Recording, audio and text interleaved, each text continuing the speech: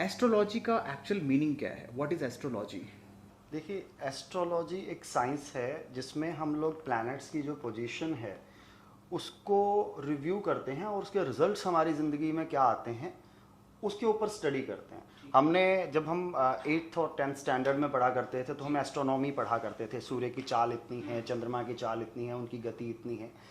लेकिन यहाँ तक तो ठीक है, लेकिन उसका प्रभाव हमारी ज़िंदगी के अंदर क्या पड़ा वो हमने पढ़ा ही नहीं। शायद जो लोग हमारे देश पे उस समय रूल करते थे वो चाहते ही नहीं थे। इसी वजह से हमारा देश उस समय विश्व गुरु था, है ना, क्योंकि हम लोग उसकी कैलकुलेशन करके सारे समाज, सारे संसार को हम लोग डायरेक्शन देते थे, राइट। तो हमें विश्व गुरु माना जाता था, भारत विश्व गुरु था तो हमें विश्व गुरु माना जाता था, ठीक है। अब हमारी ताकत को कैसे कम किया जा सकता था? तो उन लोगों ने जिन्होंने हम पे रूल किया उन्होंने हमारी इसी ताकत को पकड़ा और जो हमारा बेसिक थीम था उससे हमें हटा दिया। एस्ट्रोलॉजी एक बहुत बड़ी साइंस है और इस साइंस में आप ये मान के चलिए कि अगर हम इसकी प्रॉपर कैलकुलेशन करें तो हम वो कैलकुलेट कर सकते हैं जो नासा भी नहीं कर सकता। और ये सच्चाई है।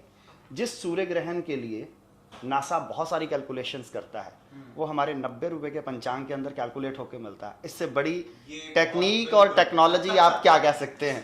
तो एस्ट्रोलॉजी एक बहुत बड़ी साइंस है, मैं इसे साइंस मानता हूँ।